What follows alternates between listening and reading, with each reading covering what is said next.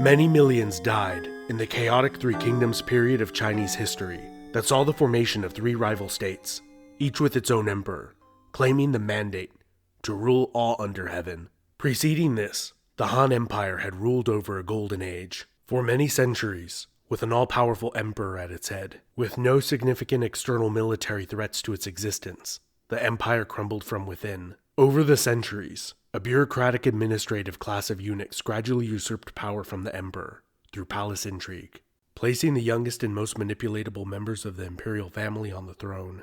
By the 180s AD, severe famine and plague swept through the empire. The believed sorcerer and mystic Zheng Jiao organized a massive rebellion of peasants, including many military veterans, who had suffered not only from severe famine, but from high taxes and land seizure. The young emperor and his bureaucratic eunuch handlers were incapable of dealing effectively with the rapidly spreading Yellow Turban Rebellion, as it came to be called. Unprecedented levels of autonomy was given to regional lords, who raised armies loyal to themselves, and were able to kill Zheng Jiao and defeat the bulk of the peasant army. However, it would not be the end of the rebellion. For 2 more decades, the remnants of that army split into smaller forces and terrorized the north.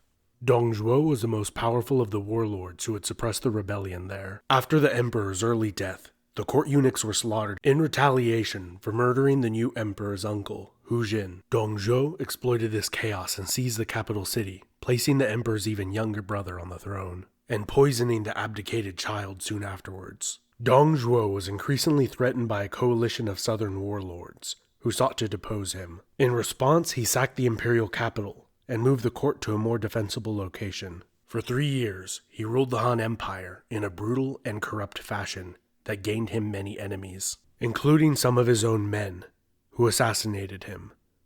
After his death, the country was plunged into chaos, as the country devolved into many battling states, vying for supremacy.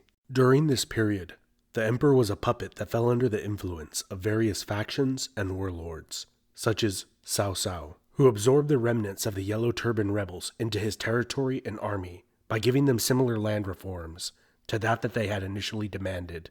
With the largest army in Asia, Cao consolidated the northern provinces under his rule and invaded the south. At the Battle of the Red Cliffs, the combined armies of Liu Bei and Sun Quan defeated him, preventing the Han Empire from reforming under his rule. After Cao's death, his son declared himself emperor, putting an end to the 400-year-old Han Dynasty and establishing the state of Wei. Veteran of Red Cliff Liu Bei declared himself emperor shortly afterwards, with many disaffected Han loyalists rallying to his cause.